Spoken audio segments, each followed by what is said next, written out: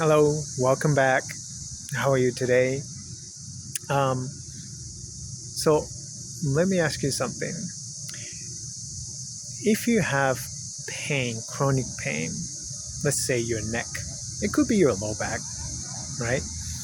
And you have a fear of moving that body part because you anticipate pain, right?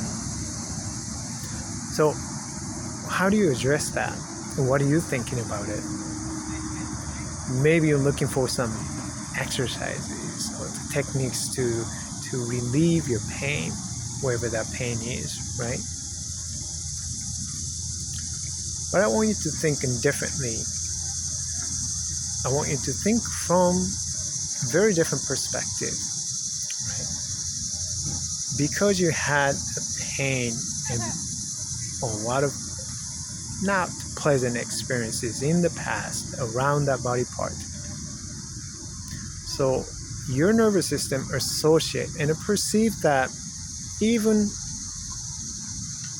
normal movements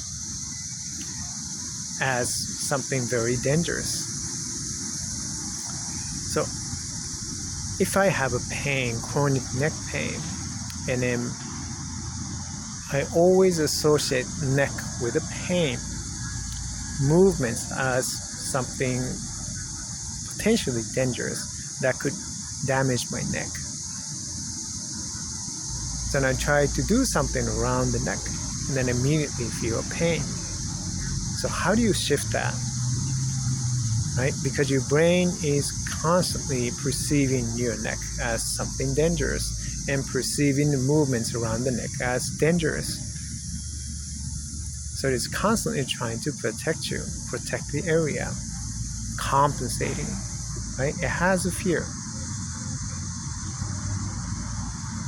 So you don't have to think about your neck. You don't have to focus on your neck so much, right? But instead, think about a way that you can actually bring more safety to your nervous system. How do you do that? You simply start to connect with your body, right? And we can do this one right now. So here's my just invitation to a gentle somatic practice. And it is okay, even if you don't have any pain with your neck or any pain or any problem with your neck in the past. That's okay. It doesn't really matter. It could be your neck pain, or it could be your low back pain, but we're going to do something around this area. So you can bring attention to your body. You can close your eyes and just connect with your body for a moment and starting to sense your body. Notice your breath. And you can put your hand, one hand or both hands, on your chest gently with your hand and then touch and notice. Can you feel your chest with your hand? Can you feel, sense your breath with your hands to your chest?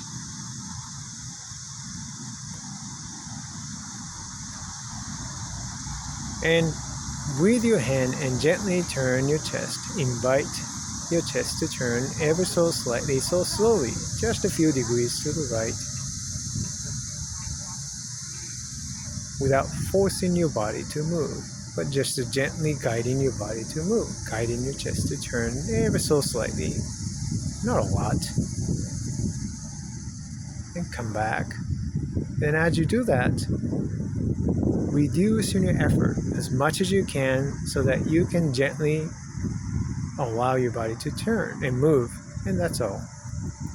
But if you feel any resistance, do it slowly and do it less so that you can let go of all this holding tension. If there is a resistance, that means your brain is still perceiving movement as a fear, as a danger, as a threat. And you have to bring it and bring more safety to your nervous system by doing it more slowly and doing less, so that there is nothing dangerous about this movement.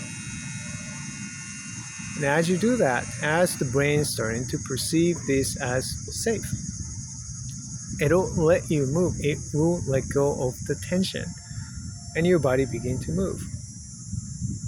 And now, in sensing the connection between your chest and your neck,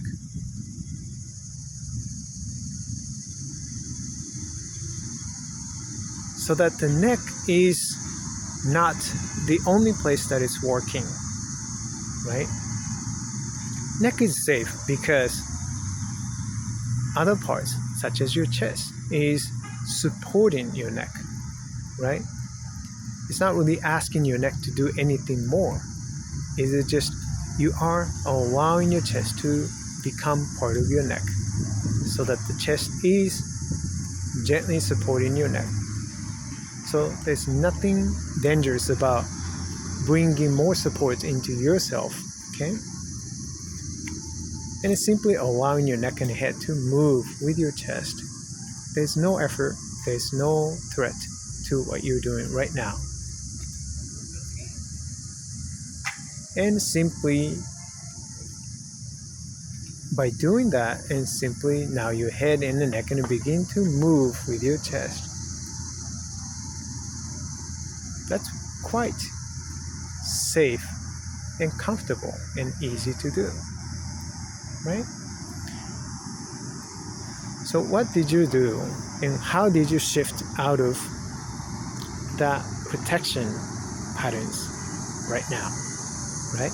By simply sensing your body and sensing the connection between your chest, between your neck, between your chest and the neck, and simply by slowing down and doing less, you reduce a threat to your nervous system. Nervous system responds by letting go of protection and the tension. As the nervous system starts to shift away from protection, compensation, fight or flight, it lets go of the tension, holding. Now movement becomes freer. Breathing, your breath becomes freer as well. Do you notice a change?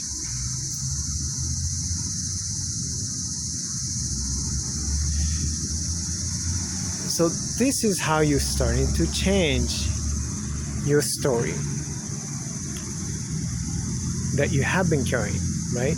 That belief about your body. That became your habit. That has become your habitual patterns. So it's not about fixing your body. There's nothing to be fixed. Your body's fine. But the image you have about your body, your habits, your self-image, which have been shaped by your experiences and what you have been told in the past, that's how you relate to your body. That's what you are really changing.